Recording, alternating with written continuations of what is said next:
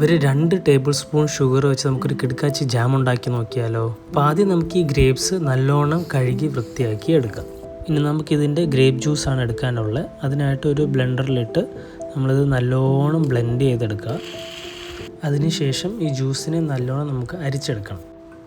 ഈ അരിച്ചെടുത്ത ജ്യൂസ് നമുക്കൊരു പാനിലേക്ക് തിളപ്പിക്കാനായിട്ട് വെക്കാം. അപ്പോൾ ഈ തിളച്ചുകൊണ്ടിരിക്കുമ്പോഴത്തേക്ക് നമ്മൾ ഇടയ്ക്കിടയ്ക്ക് നമ്മളിങ്ങനെ ഇളക്കിക്കൊണ്ടിരിക്കണം.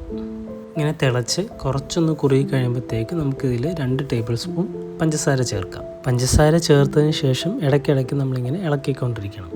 കുറച്ചും കൂടെ കുറുകി കഴിയുമ്പോൾ നമുക്ക് നാരങ്ങ നീര് ചേർക്കാം. വീണ്ടും ഇടയ്ക്കിടയ്ക്ക് ഇളക്കിക്കൊണ്ടിരിക്കണം. ഇപ്പം നിങ്ങൾക്ക് കാണാം കുറച്ചും കൂടെ ഒന്ന് കുറുകി വന്നിട്ടുണ്ട്.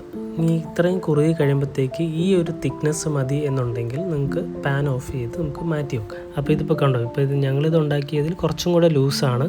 കാരണം ഇവിടെ പിള്ളേർക്കെല്ലാം ഇഷ്ടം ലൂസായിട്ടുള്ള ജാമാണ് ഇഷ്ടമായതുകൊണ്ട് ഞങ്ങൾ ഈ ഒരു കൺസിസ്റ്റൻസിയിലാണ് വെക്കുന്നത്. ഇപ്പോൾ നിങ്ങൾക്കിപ്പം കുറച്ചും കൂടെ കട്ടി വേണം എന്നുണ്ടെങ്കിൽ നിങ്ങൾക്കിത് ഫ്രിഡ്ജ് വെക്കാം. ഫ്രിഡ്ജ് വെച്ച് കഴിഞ്ഞാൽ കുറച്ചും കൂടെ കട്ടിയായിട്ട് നിങ്ങൾക്ക് യൂസ് ചെയ്യാൻ പറ്റും.